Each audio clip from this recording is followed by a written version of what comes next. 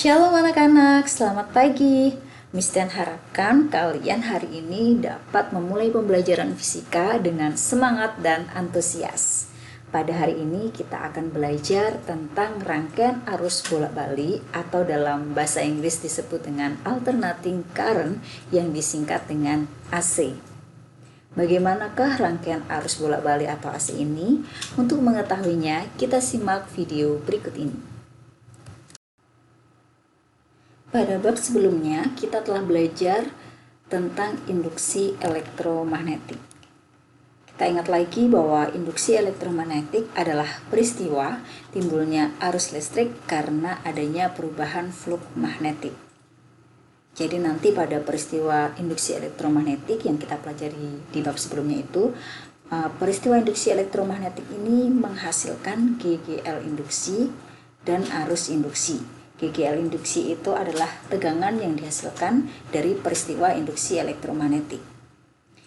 Salah satu aplikasi dari induksi elektromagnetik adalah alat yang disebut dengan generator. Generator ini mengubah energi gerak menjadi energi listrik. Ada dua macam generator, ada generator AC dan generator DC. Untuk memahami bagaimana cara kerjanya generator AC dan DC, kalian dapat mengklik pada alamat yang sudah Miss Tian cantumkan ini ya di YouTube. Nanti kalian bisa lihat bagaimana proses timbulnya arus AC dan arus DC. Namun pada bab ini kita hanya akan fokus pada arus AC atau arus bolak-balik. Karena untuk arus DC atau arus yang searah kita sudah pelajari pada listrik dinamis. Arus AC atau arus bolak-balik ketika dihubungkan dengan alat osiloskop nanti akan menghasilkan grafik sinus. Nah, di sini Miss Tian tampilkan ya. Jadi arus listrik dan tegangannya nanti akan berupa grafik sinus. Tentu kalian masih ingat pada bab sebelumnya kita ada satu persamaan di mana nilai GGL induksi itu NBA omega sin omega T. Nah, NBA omega ini merupakan nilai dari GGL maksimum. Dan untuk omega di sini, Miss Tian ingatkan kembali, omega di sini adalah kecepatan sudut. Yang satuannya adalah radian per second. Omega sendiri memiliki persamaan 2pi per T atau juga bisa dinyatakan dengan 2pi per F ya, dimana T-nya ini adalah periode, satuannya dalam second, dan F ini adalah frekuensi, satuannya adalah hertz. Nanti kalau kalian belajar lagi tentang GMB, gerak melingkar beraturan ya, T itu persamaannya untuk cari T adalah T kecil per N, dan untuk F itu sama dengan N per T, di mana T kecil ini adalah waktu dengan satuan second, dan N ini adalah banyaknya getaran.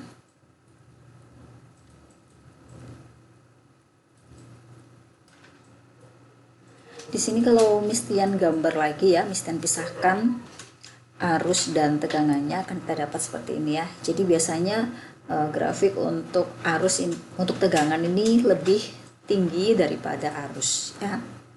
Pada bagian puncak ini kita sebut dengan I maksimum dan V maksimum, di mana I memiliki persamaan I maksimum sin omega T. Dan untuk V-nya memiliki persamaan V maksimum sin omega T. Ini artinya bahwa setiap waktu itu nilai I-nya adalah berubah sesuai dengan persamaan ini. I sama dengan I max sin omega T. Jadi kalau kita lihat dari grafik ini ya, pertama 0, kemudian mencapai maksimum, kemudian balik lagi ke 0 lagi, kemudian maksimum tapi pada bagian yang bawah, kemudian 0 lagi, maksimum lagi, dan seterusnya. Yang artinya kalau kalian pakai alat ukur, nanti alat ukurnya itu akan berubah-ubah nilainya ya. Maksimum 0, minimum 0, maksimum. Sehingga nanti alatnya bisa rusak. Sehingga ilmuwan bersepakat untuk membuat suatu besaran yang disebut dengan I efektif dan V efektif. Di mana I efektif ini letaknya ini sedikit di bawah I maksimum.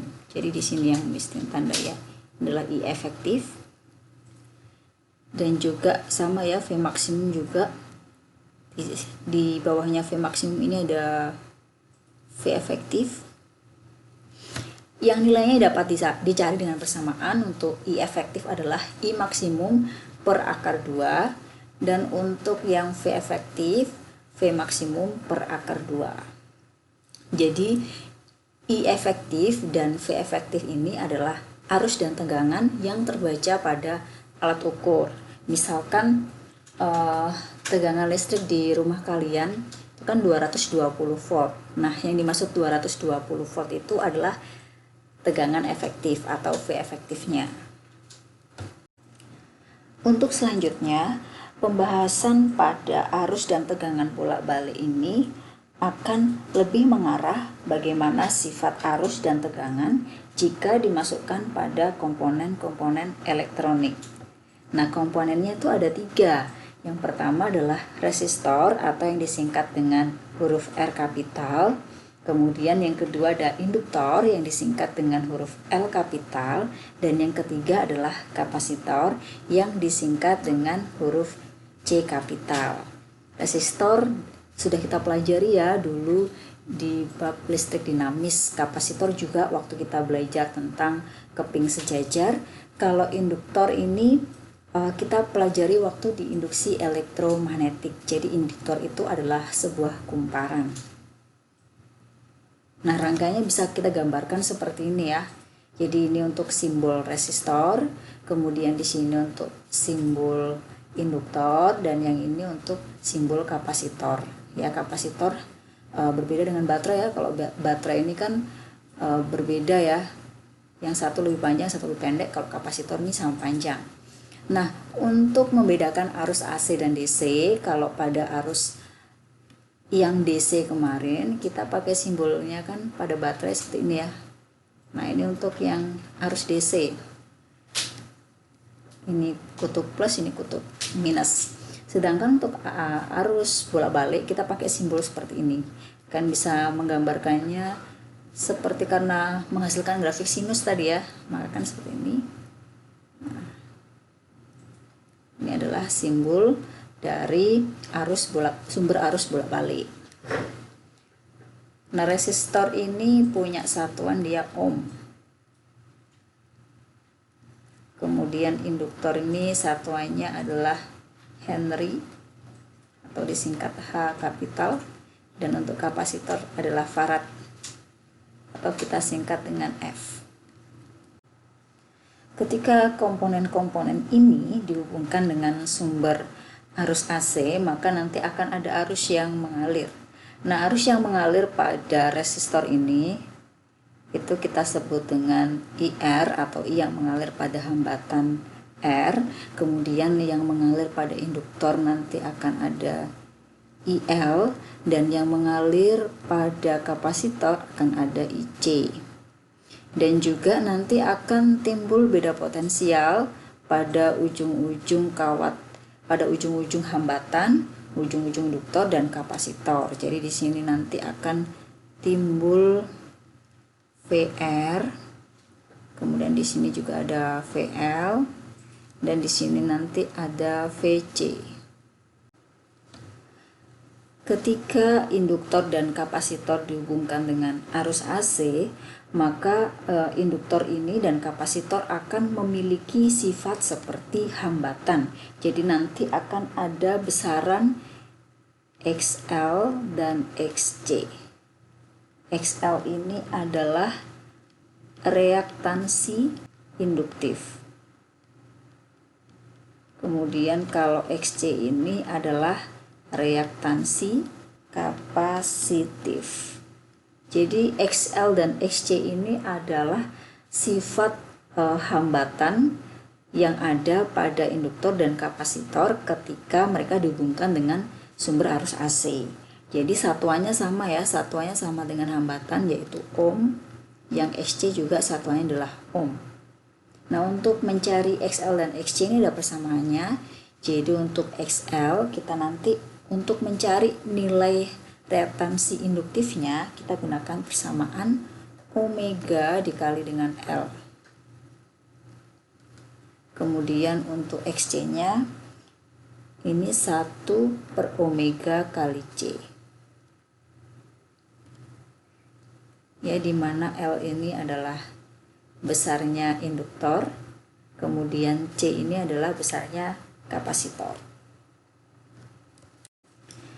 Karena di sini resistor, induktor, dan kapasitor ini dirangkai secara seri ya, rangkainya adalah seri, maka nanti nilai dari IR itu akan sama dengan IL dan sama dengan IC. Nah, bagaimana untuk tegangannya? Nah, untuk tegangannya ini nilai V-nya itu akan sama dengan I dikalikan dengan Z. Z di sini adalah impedansi. Jadi kalau pada listrik dinamis kemarin kan untuk mencari hambatan total serinya kita menjumlahkan ya, R seri sama dengan R1 tambah R2 tambah R3. Kemudian untuk mencari hambatan total paralel kita cari dengan 1 per R1 ditambah 1 per R2. Nah, untuk mencari nilai dari hambatan total pada RLC ini, itu hambatan totalnya kita sebut dengan impedansi, di mana impedansi nanti persamaannya itu sedikit berbeda ya dari yang kita pelajari di listrik dinamis. Jadi impedansi atau Z ini dapat dicari dengan persamaan akar dari R kuadrat plus XL min XC kuadrat. Sebelumnya kan kita ada dua nilai V ya, ada V efektif dan V maksimum. Nah, V yang dimaksud pada persamaan ini sebenarnya V yang mana? Jadi kalau nanti pada soal yang ditanya adalah V efektif, maka nanti persamaan ini akan kita rubah menjadi I efektif dikali dengan Z, dikali dengan impedansinya. Tapi kalau misalkan dalam soal nanti yang ditanya adalah V maksimumnya, maka nanti persamaannya adalah I maksimum dikali dengan Z-nya. Jadi kita harus berhati-hati ya. Kalau yang V efektif atau I efektif adalah tegangan dan arus yang terbaca pada alat ukur. Kita tadi kan sudah bahas kalau arus pada IR, IC, dan IL itu nilainya sama karena dia dirangkai secara seri. Nah, sekarang bagaimana dengan tegangannya? Misalkan Mistian beri nama titik-titiknya ya. Di sini ada titik A, kemudian di sini titik B, ini C, dan ini adalah titik yang D. Karena dia dirangkai secara seri, maka tegangannya pada setiap titik ini akan berbeda. Misalkan saja kita akan mencari tegangan FAB ya, berarti di FAB ini ada hambatan R. Maka nanti nilai FAB, kalian tentu masih ingat dengan hukum Ohm ya, VIR nih. Maka nilai V itu adalah I dikali dengan R. Karena hambatannya di sini hanya ada hambatan R saja. Nah, kemudian untuk mencari nilai VBC ya, pakai hukum Ohm lagi, maka I dikalikan dengan hambatan. Tapi kita lihat di sini ya, karena pada titik B ke C ini yang ada adalah komponen L atau induktor, dan induktor tadi punya nilai hambatan yang disebut dengan reaktansi induktif, maka persamaannya nanti untuk VBC menjadi I dikalikan XL atau arus dikali dengan reaktansi induktif. Dan untuk VCD kita sama ya, pakai hukum Ohm lagi, maka I dikalikan dengan XC, di mana XC-nya adalah reaktansi kapasitif. Atau di sini VAB ini juga bisa disebut dengan VR ya.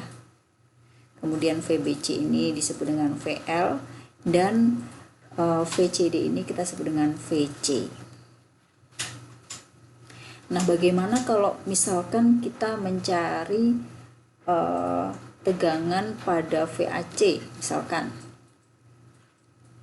Nah, kita lihat di sini ya. VAC di sini ada dua komponen, hambatan dan induktor.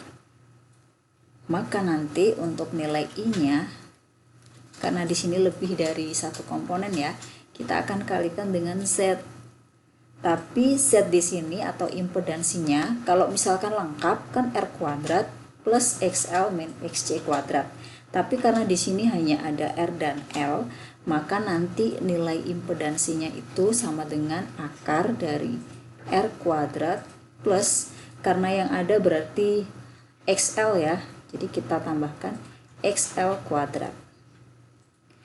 Kemudian kalau misalkan kita yang diminta mencari VBD-nya, maka sama ya, I kali Z, tetapi Z-nya ini harus hati-hati ya, karena Z yang di sini itu di BD ini ada komponen L dan C.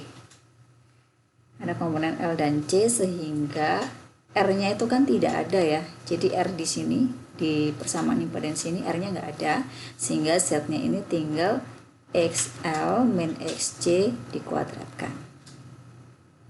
Seperti itu ya. Tapi kalau misalkan nanti misalkan diganti rangkaiannya, tidak semua rangkaian ini memiliki komponen yang lengkap. Jadi ada R-nya, ada L-nya, atau ada C-nya. Maka untuk mencari tegangannya kita harus melihat di sana itu ada komponen apa aja. Kalau misalkan di soal itu hanya ada komponen R dan C, kemudian kita diminta mencari nilai tegangannya, maka yang kita gunakan impedansinya itu adalah R kuadrat plus XC kuadrat. Atau kalau misalkan dalam soal hanya ada komponen L dan C, maka nilai impedansinya adalah XL min XC dikuadratkan. Miss Tian sudah sebutkan di awal tadi bahwa arus AC akan menghasilkan grafik sinus. Nah, grafik sinus ini sukar untuk kita analisis sehingga kita perlu mengubahnya pada diagram fasor. Diagram fasor adalah diagram vektor untuk menunjukkan gerakan arus dan tegangan seperti yang Miss Tian tampilkan di dalam slide. Untuk gambar yang ada di sebelah kiri, ini adalah diagram fasor untuk tegangan. Jadi VR-nya ini berada pada sumbu X yang positif, sedangkan VL ini karena dia mendahului arus sebesar 90 derajat, nanti akan digambarkan arah VL-nya ini menuju sumbu Y yang positif. Sedangkan untuk VC ini nanti tegangannya itu lebih lambat dari arus 90 derajat sehingga VC-nya ini berada pada sumbu Y yang negatif. VL dan VC ini karena dia berada pada sumbu Y, maka kita dapat mencari nilai resultannya ya. Maka nilai resultannya adalah XL min XC. Ini dengan artian VL-nya di sini misalnya gambar lebih panjang ya. Nanti kalau misalkan XC-nya lebih panjang berarti kalau VC-nya lebih panjang maka VC min VL. Karena VL-nya lebih panjang, maka di sini vektor resultannya adalah VL min VC. Nah, untuk mencari nilai resultan V-nya di sini, maka nilai V-nya itu dapat kita peroleh dari, karena ini Pitagoras ya, berarti akar dari VR kuadrat plus XL min XC kuadrat. Begitu juga sama ya dengan impedansinya. Jadi impedansinya di sini juga akan kita peroleh R kuadrat plus XL min XC kuadrat. Sudut yang dibentuk antara R dan Z ini disebut dengan sudut fase. yang disimbolkan dengan ini ya. Kalau huruf kapitalnya seperti ini, atau kalau misalkan huruf kecilnya seperti ini dibaca V. Pada diagram fasornya tegangan, maka cos V ini sama dengan VR per V. Atau kalau misalkan kita pakai diagram fasor yang hambatan, maka nilai cos V ini sama dengan R per Z. Atau kan juga bisa pakai rumus tangen ya, misalkan tan V. Tan V kalau misalkan pada tegangan berarti di sini VL min VC. VL min VC per VR. Atau kalau misalkan kalian pakai diagram fasor yang hambatan, maka di sini nanti XL min XC per R. Kalau ditanya adalah sudut fasenya, maka nanti kan tinggal kita cari aja ya. Kalau cos tetanya udah ketemu, maka nanti sudut fasenya pasti juga akan ketemu. Cos V adalah faktor dayanya. Kita juga bisa menghitung daya desipasi. Ini kita tuliskan di sini ya, daya desipasi atau yang disingkat dengan P, atau bisa juga disebut dengan ini ya, daya aktif, atau bisa juga daya rata-rata. Ini dengan persamaan P sama dengan I efektif kuadrat dikali dengan R. Dimana daya desipasi ini adalah daya sesungguhnya yang dibutuhkan oleh beban atau daya yang hilang. Di sini Miss Tian gambarkan kalau nilai XL-nya itu lebih besar daripada XC. Nah, nanti bisa jadi juga XC-nya yang lebih besar atau XL-nya sama dengan XC. Nah, nilai XL dan XC ini akan menentukan sifat dari rangkaian. Rangkaian dapat bersifat induktif jika nilai XL-nya itu lebih besar daripada nilai XC-nya. Dan bersifat kapasitif jika nilai XC-nya itu yang lebih besar daripada XL. Tapi kalau nilai XL dan XC-nya itu sama, maka rangkaian itu akan bersifat resistif. Apa artinya rangkaian bersifat induktif? Nah, nanti karena di awal tadi sudah kita sebutkan bahwa arus dan tegangan itu dinyatakan dalam grafik sinus.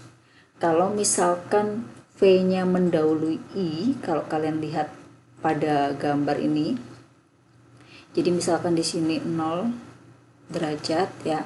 Nah, maka nanti V-nya ini akan mendahului, ini besarnya 90 derajat. Besarnya 90 derajat ya di sini ya. Di sini 180, di sini 270, di sini 360 derajat. Di sini ya 360 derajat. Nah, jadi kita dapat lihat pada grafik ini bahwa V-nya itu akan mendahului I sebesar 90 derajat. Atau kalau kita rubah dalam diagram fasor ya. Nah, I-nya ini mendahului, V-nya ini mendahului ya, mendahului 90 derajat. Kalau kita punya nilai I sama dengan I max sin omega T, maka nilai V-nya nanti adalah V max sin omega T, kemudian karena dia mendahului berarti plus 90 derajat. Nah, untuk rangkaian yang bersifat kapasitif ya, di sini kita bisa lihat bahwa I-nya yang mendahului. Ya, ini jadi V-nya ini tertinggal 90 derajat. Jadi ini 0 derajat. Ini 90 derajat ya, sama seperti yang sebelahnya ini ya. Jadi V-nya ini tertinggal 90 derajat. Jadi kalau kita punya persamaan I sama dengan I max sin omega T, karena V-nya tertinggal 90 derajat, maka di sini sin omega T min 90 derajat. Nah, untuk rangkaian yang bersifat resistif tadi adalah XL nilainya sama dengan XC, yang artinya V itu sefase. Sefase itu maksudnya kalau misalkan V-nya mulai dari 0, I-nya juga mulai dari 0. Kemudian ketika membentuk setengah gelombang pertama di sini di 180 derajat, maka I-nya juga 180 derajat. Seperti itu ya, itu artinya sefase. Nah, ketika sefase itu akan terjadi resonansi atau rangkaian itu beresonansi. Nah, untuk yang rangkaian beresonansi ini berarti nilai, kalau kita punya nilai I sama dengan I maksimum sin omega T, maka nilai V-nya itu akan V max sin omega T karena dia sefase. Nah, karena sefase kan kita tadi kalau sefase XL itu sama dengan XC ya. Sedangkan kita tahu kalau XL itu kan omega dikalikan L, dan untuk XC-nya 1 per omega kali C. Nah, ini kalau misalnya pindahkan ruas, ini menjadi omega kuadrat 1 per LC. Ini ya. Nah, karena omega itu sama dengan 2πf, kita dapat rubah 2πf, kita kuadratkan 1 per LC. Sehingga kalau kita mau cari nilai F-nya itu atau frekuensinya, kita dapat memperoleh persamaan F sama dengan 1 per 2pi akar dari 1 per LC. Sekarang kita masuk ke contoh soal. Contoh soal yang pertama, rangkaian seri RLC dengan masing-masing R-nya 30 ohm, L-nya 0,6 Henry, dan C-nya adalah 500 mikrofarad dipasang pada sumber tegangan bolak-balik dengan V sama dengan 200 sin omega T. Tentukan persamaan kuat arus yang mengalir. Nah, di sini dari soal yang diketahui adalah yang pertama nilai R-nya 30 ohm, kemudian L-nya adalah 0,6 Henry, C-nya adalah 500 mikrofarad. 500 mikrofarad ini sama dengan 5 kali 10 pangkat minus 4 farad. Kemudian persamaan V-nya adalah 200 sin 100T. Yang ditanya adalah persamaan untuk I-nya seperti apa. Oke, sekarang kita akan menjawab ya. Untuk persamaan I ini kan berarti I maksimum sin omega T. Nah, sebenarnya sin omega T nanti kita harus plus minuskan dengan V-nya, dengan sudutnya. Nih ya. Berarti pertama kita harus cari I maksimumnya dulu karena I maksimumnya belum ada. Kemudian kita cari V-nya ini nilainya berapa. Jadi kita cari dulu I maksimum. Kalau kita mau mencari I maksimum sesuai dengan hukum Ohm ya, I kan V per R. Karena di sini I maksimum maka V-nya adalah V maksimum.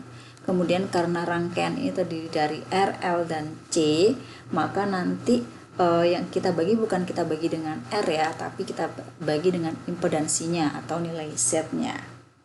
Nah, kalau kita mau cari nilai Z-nya, kita harus cari nilai XL sama XC. Nanti kita cari dulu ya nilai XL-nya dulu. XL rumusnya adalah omega dikalikan dengan L. Omeganya di sini ya, dari persamaan V sama dengan 200 sin omega T. Ini kan sebenarnya bentuk umumnya adalah V sama dengan V max sin omega T. Jadi dari sini kita dapat informasi kalau 200 ini adalah V max. Jadi V max-nya ini 200. Kemudian 100 ini adalah omega. Berarti omeganya adalah 100 radian per second. Berarti kita dapat di sini omeganya 100 ya, dikali dengan L, L-nya dari soal 0,6 sehingga nilai XL-nya adalah 60 ohm. Kemudian untuk XC-nya adalah 1 per omega C. Nanti kalian boleh cek lagi ya dari penjelasan Mister yang sebelumnya. Kita masukkan 1 per omeganya 100, kemudian C nya nilainya adalah 5 kali 10 pangkat minus 4. Ini sama dengan 1 per 5 kali 10 min 2 sama dengan 100 per 5 sama dengan 20 ohm. Kalau udah dapat XL dan XC, maka kita bisa mendapatkan nilai impedansinya atau Z-nya.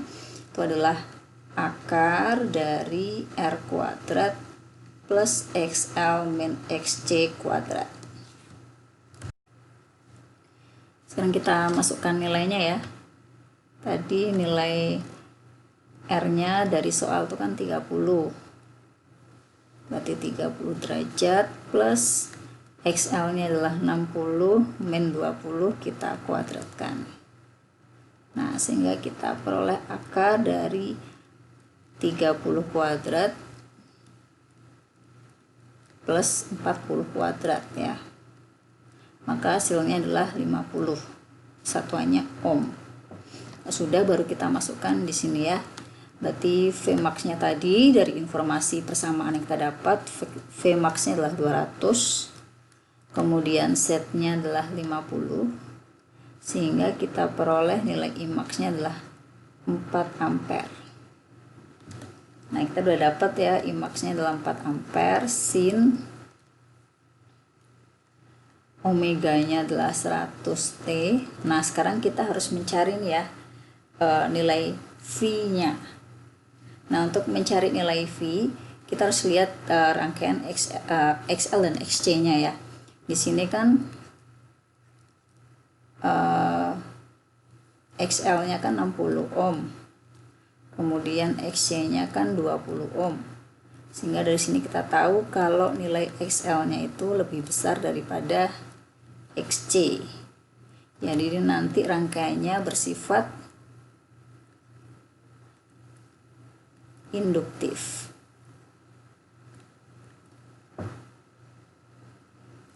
Sekarang untuk menentukan nilai V-nya, kita pakai rumus cos V sama dengan R per Z. R-nya kan kita dapat 30. Z-nya kita dapat 50. Ini kan berarti cos V sama dengan 0,6. Nah, kalau kita mencari nilai V-nya, maka nilai V-nya itu adalah 53 derajat. Jadi cos berapa yang nilainya 0,6, maka nilai V-nya adalah 53 derajat. Di sini XL-nya lebih besar daripada XC, jadi bersifat induktif. Maka nanti kan V-nya itu mendahului I-nya ya. Nah, karena di sini yang ditanya adalah persamaan V kan mendahului I, atau dengan kata lain I-nya itu terlambat. Nah, terlambatnya itu besarnya berapa derajat? Besarnya adalah 53 derajat. Jadi kalau terlambat itu berarti minus 53 derajat. Nanti kalau misalkan kita menghitung ternyata nilai XC-nya itu lebih besar daripada XL, maka sifatnya itu bukan induktif, tapi sifatnya adalah konduktif. Kalau konduktif berarti kebalikannya ya, I-nya yang mendahului V-nya. Sehingga nanti bukan min 53 tapi plus 53. Selanjutnya kita masuk ke contoh yang kedua. Di sini ada sebuah dinamo menghasilkan tegangan sinusoida dengan persamaan V sama dengan 100 sin 200T. Pernyataan berikut yang berhubungan dengan tegangan yang dihasilkan adalah, jadi ada 3 pernyataan ya. Jadi dari soal ini yang diketahui adalah persamaannya. Persamaannya adalah V sama dengan 100 sin omega T. Dari soal kita dapat informasi, ini berarti adalah Vmax-nya ya.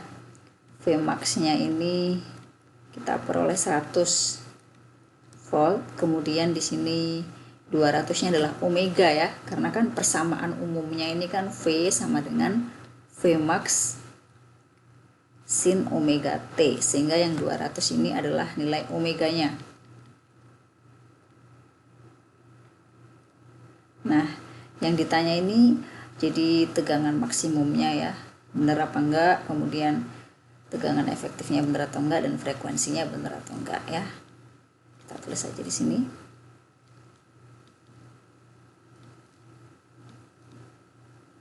V max-nya, kemudian V efektif, yang C adalah frekuensinya. Sekarang kita jawab ya. Di persamaan kita udah menemukan ya kalau V max-nya itu 100. Berarti pernyataan nomor 1 ini benar. Kemudian yang B adalah V efektif. V efektif itu persamaannya yang sudah Miss jelaskan adalah V max per akar 2.